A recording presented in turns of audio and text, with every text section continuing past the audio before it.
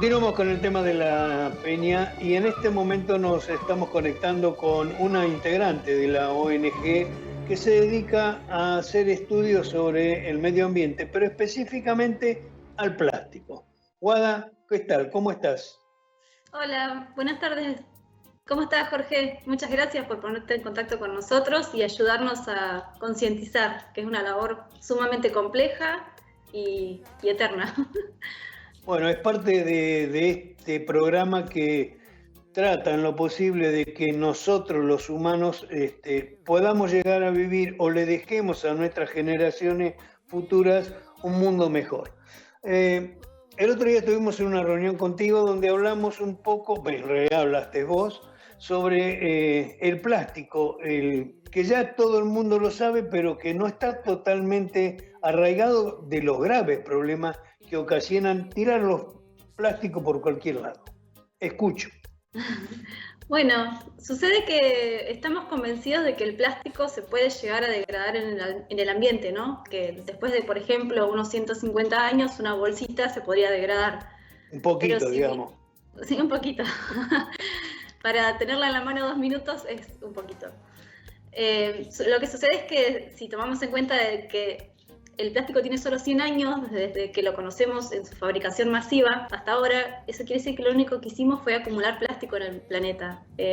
Salvo por el que se incineró o por el que se recicló o por algún otro proceso, el resto solo hicimos acumulación en el medio ambiente, principalmente en el ambiente marino, que es un ambiente muy impactado por el plástico y que hoy estamos viendo las consecuencias de esto. Nosotros en nuestro país consumimos aproximadamente 43 kilos por persona por año de plástico. Hay países que consumen más, como por ejemplo Estados Unidos, Europa, que consumen unos 100 kilos por persona por año, y los países asiáticos consumen 20 kilos. Nosotros estamos en el medio y si uno piensa 43 kilos de plástico, dice, bueno, no parece tanto, pero en realidad el volumen... Perdón. Sí. ¿Me estás hablando de que consumimos por lo que yo acumulo con bolsitas, botellas, o que ingresan al cuerpo de humano? No. Lo que consumimos, después te cuento del cuerpo humano. Lo que consumimos por año de plástico son 43 kilos en nuestro país. Principalmente, la mitad más o menos, producto del packaging. Cosas descartables, cosas de un solo uso, como por ejemplo la vajilla descartable, cosas que muchas veces las podemos conseguir sin empaque, como por ejemplo la fruta o la verdura. A veces no nos damos cuenta y la compramos embalada, la compramos en una bandejita de telgopor con film, y cuando uno se pone a sumar a fin de mes todos los film que compró, todas las bandejitas que compró, y hacen un número. 43 kilos no parece mucho, pero el plástico es un volumen impresionante, porque el plástico es un material muy liviano. Entonces, en realidad, lo que impacta es el volumen que generamos por año. Sí, el volumen de esos 43 kilos es importantísimo. Si uno lo pudiera ir apuntando y acarrearlo, se llevaría un susto muy grande. Sí. Yo lo pienso por ahí, digo, bueno, un poco más, ¿no? Pero, perdón, un poco menos. Pero es casi mi peso en plástico, es impresionante, es un montonazo. Y lo que vos me preguntabas de lo plástico que consumimos, hay una estadística de Fundación Vida Silvestre que lo que dice es que consumimos 5 gramos de microplásticos por semana, es decir, nos comemos una lapicera o una tarjeta de crédito por semana. Es un montón, 5 gramos es un montonazo. A ver, para que la gente entienda, eso lo estamos consumiendo dentro de lo que nosotros ingerimos, en un montón de comida, no obviamente de una carne o de un vegetal, pero por ahí pasa la cosa. Sí, principalmente está en el agua que bebemos y parte también está acumulada en el tejido de los organismos vivos. Por ejemplo, se analizaron mucho los tejidos de animales marinos y hay presencia de microplásticos, o nanoplásticos en el tejido. Hace poco se hizo un estudio en sangre humana y se detectó polímeros plásticos en la sangre. Es la primera vez que se hace porque no había un método para analizar sangre y determinar el plástico en sangre, y bueno, se descubrió este método nuevo y fue muy interesante darnos cuenta de que en realidad todos no, el 77% de los que se hicieron ese análisis tenían plástico en sangre, por lo menos los polímeros que se podían detectar con esa técnica. Es una técnica muy nueva. Hace unos años, en el 2020, se detectó plástico en la placenta humana y dentro de la placenta, en el tejido de la placenta y dentro de la placenta humana también. El plástico lo respiramos, no somos ajenos a esta contaminación que estamos generando. El plástico en el ambiente de alguna forma nos va a regresar a nosotros. Y los únicos que producimos plástico en el mundo somos nosotros. No podemos aducir que, bueno, que es una contaminación, no sé. No vino de Marte.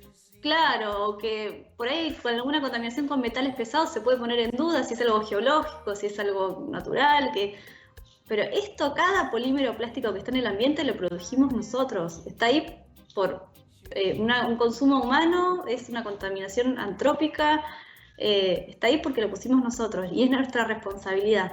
El problema es lo que tiramos en cualquier lugar del medio en que nos movamos, eso va a parar a la alcantarilla y esas alcantarillas río y río mar. Por ahí se encuentra y ahí se entra a hacer todo el problema que en este momento es catastrófico a nivel mundial, ¿no? Sí, por uno las cuando islas piensa que hay de plástico. Sí, las islas de plástico. Bueno, de hecho hay 5 islas de plástico en el mundo, lo cual es sumamente impactante, porque de esas 5 islas de plástico en realidad es el 15% del plástico que vemos. O sea, es 15% del plástico que hay en el mar formó 5 islas, algunas de las cuales tienen el tamaño 3 veces de Francia, por ejemplo. Estamos hablando de islas muy grandes. El plástico que llega al mar, el 70% se hunde, el 15% queda en la columna de agua y el otro 15% flota, que eso es lo que vemos como forma de islas de plástico, que es el 15% del problema nada más. Sucede que las ciudades normalmente se asientan en zonas costeras. Nosotros, los humanos, tendemos a asentarnos en zonas costeras por varias razones. Y lo que sucede es que con la basura de la ciudad, la lluvia arrastra esa basura que ingresa en la red pluvial, no la cloacal, la pluvial, que sería la que está en las bocacalles, que tiene las bocas de tormenta, y de esa forma es muy fácil que llegue al mar. De toda la basura marina, el 80% sale de la tierra, es decir, de las ciudades, sale de los basurales, de los intentos de rellenar la tierra y ganarle tierra al mar, como por ejemplo el basural de Bahía Blanca, el Belisario Roldán, fue un intento de ganarle tierra al mar. Eso antes se usaba, se consideraba que los humedales eran algo que eran un barrial, que era un cangrejal, y no se conocía realmente la riqueza en biodiversidad que tienen. Entonces, bueno, el concepto era llenémoslo de basura y después lo parcelamos y edificamos. Bueno, hoy aprendimos que los humedales tienen una gran riqueza en biodiversidad y que conservarlos, por lo tanto, saquémosle la basura que le pusimos y empecemos a trabajar en conservar estos lugares. Así que sí, el 80% sale de las ciudades, el 80% de la basura que llega al mar es de las ciudades, es de nuestro consumo y principalmente el packaging de los productos de un solo uso. Y esa basura, una vez que llega al mar, la basura plástica permanece muchísimos más años que las estadísticas de degradación de plástico que hay. Por ejemplo, si uno asume que una bolsita tarda 150 años en degradarse, ese estudio se hace en condiciones de un relleno sanitario, pero el plástico en el mar está sometido a otras condiciones, por ejemplo, a una temperatura permanente. En el mar la temperatura es constante. Nosotros ahora sucede que salimos a la mañana temprano y hace frío y el mediodía hace calor. Bueno, esa amplitud térmica en el mar no está, y esa afecta al material plástico. Otra cosa que lo afecta mucho es la radiación ultravioleta. En el mar, a medida que bajamos en la columna de agua, ingresa menos radiación ultravioleta y por lo tanto se afecta menos a los polímeros plásticos. En la Tierra se afecta directamente el plástico con la radiación ultravioleta. Entonces sucede que el plástico en el mar realmente está muy cómodo y sobrevive muchísimos más años de lo que realmente uno pensaría. Por ejemplo, si se va al fondo y queda en condiciones anóxicas, o sea, con falta o con menor cantidad de oxígeno, no está sometido a los procesos oxidativos. Es decir, el plástico en el mar va a persistir muchísimos más años de lo que pensamos. Realmente no se sabe cuántos años puede estar el plástico en el mar. Lo que sí sabemos es que una vez que ingresó es muy difícil sacarlo. Conocemos que hay muchos impactos en la fauna y conocemos también que ahora están llegando a nosotros esos impactos. Entonces no podemos ser ajenos a este problema, que lo generamos nosotros, porque cada pedazo de plástico que hay en el ambiente lo generamos nosotros. Guada, cualquier persona que quiera estar colaborando o empaparse más sobre este tema gravísimo que estamos teniendo, ¿cómo pueden hacer para acercarse a ustedes, para colaborar o para que ustedes le brinden mucho mayor material? Bueno, tenemos una página de Facebook, Humedal La PIC, y estamos haciendo una campaña de socios por WhatsApp.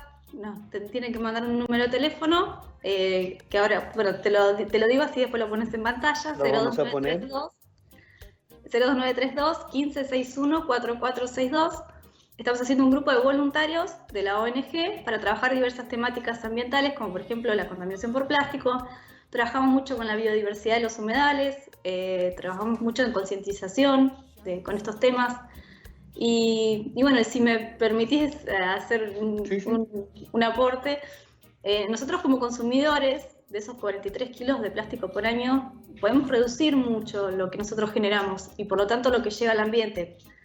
En realidad el plástico, si uno dice, bueno, no, pero yo lo reciclo, sí, en realidad el 9% se recicla del plástico. El resto, el 91%, queda o en rellenos sanitarios, o en el mar, o en algún basural a cielo abierto, o incinerado. Entonces, de todo el plástico que consumimos, el 91% no tiene un buen fin. Es muy difícil el reciclaje de los plásticos porque cada plástico tiene aditivos químicos que son distintos. Hay muchos tipos de plásticos, como si hubiera muchas recetas. Entonces, para poder reciclarlo necesitas que tenga cierta afinidad físico-química, que tenga el mismo punto de fusión, por ejemplo, algunas propiedades, que es muy difícil cuando uno intenta reciclar los materiales que sean compatibles. Entonces, la tarea del reciclaje se vuelve una tarea muy difícil, con mucha mano de obra, o sea, cara, precisamente por eso, por la mano de obra que necesita. Y nosotros como consumidores muchas veces tenemos la opción de elegir. Entonces, ¿por qué no detenernos enfrente de la góndola un ratito y reflexionar acerca de lo que vamos a comprar? Primero, si lo necesito, porque muchas veces compramos cosas que no necesitamos. Y segundo, si tengo alguna alternativa más sustentable, por ejemplo, un Doypack. Por ejemplo, el detergente para lavar los platos viene en un sachet que se puede rellenar el envase, el común, plástico sólido, y el Doypack. El Doypack tiene el 20% del plástico que tiene el otro, el del tarro de polietileno, por ejemplo. Lo mismo con el shampoo, lo mismo con un montón de productos que podemos elegir en la góndola, que ahora tenemos la alternativa. Quizás antes no tanto, pero ahora sí hay varias. Y hay un esfuerzo, digamos, desde el punto de vista legal. Se sancionó en el año 2020 una ley que es la 27.602 que regula el uso de los microplásticos en productos de cosmética y de higiene oral. Porque, por ejemplo, el dentífrico nos limpia los dientes porque precisamente tiene micropartículas plásticas que limpian sin rayar el esmalte dental. Hay muchos productos de higiene personal que tienen, por ejemplo, las cremas exfoliantes, los productos con glitter, a nosotras que nos encantan los brillitos. Bueno, esos brillitos son productos de plástico que está incorporado en las matrices de los materiales. Entonces, esa ley lo que busca es regular precisamente eso, evitar el ingreso al ambiente marino de esos microplásticos, que serían microplásticos primarios, que en realidad representan el 2% de los microplásticos que ingresan al medio marino, pero bueno, es un buen comienzo y está bueno que se empiece a hablar del tema, está bueno que la gente empiece a entender. Exactamente. Por ejemplo, bueno, esperemos que esto brinde que recibas muchos WhatsApp para poder colaborar con ustedes, ¿eh? Sí, bueno, sí, la verdad que esperamos que haya muchas manos para trabajar, hay muchísimo por hacer. Y bueno, lo que te decía, como consumidores podemos elegir una prenda de algodón o de un material sintético, de poliéster, por ejemplo, un polar, por ejemplo, que yo lo lavo en el lavarropas, un polar, y desprendo 700.000 partículas de plástico, partículas microfibras plásticas en el agua de lavado. Entonces, hay muchísimas cosas que podemos hacer, elecciones que hacemos día a día y que realmente contribuyen al medio ambiente.